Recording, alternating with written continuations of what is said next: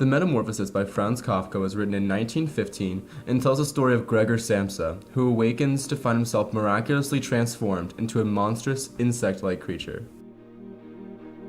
Upon this realization, Gregor attempts to fall back asleep, trying to forget his situation. At this time, he reflects on his dreary, miserable life as a salesman before his mother knocks at the door, urging him to get up and go to work. Soon after, in another attempt to bring Gregor out of his room, the office manager from Gregor's workplace arrives, warning him of the consequences if he doesn't come to work. Finally, Gregor opens the door, horrifying both his mother and his office manager. At this time, Gregor's father intervenes and forces Gregor back into his room.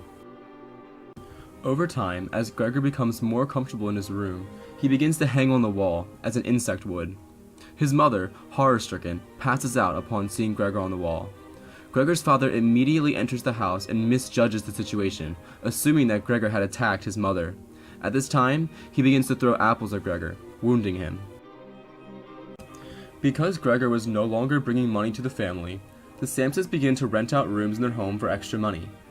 One night, Gregor comes out of his room to hear his sister play the violin for their boarders, causing them to immediately leave without paying. At this point, the Samses have lost all tolerance for Gregor and decide that they needed to get rid of him. Gregor overhears this conversation and decides that he must rid his family of his presence. Soon later, Gregor crawls under the couch and dies.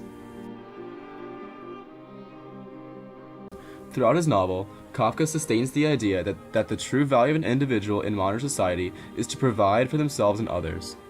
Love, relationships, and comfort are simply secondary pleasures.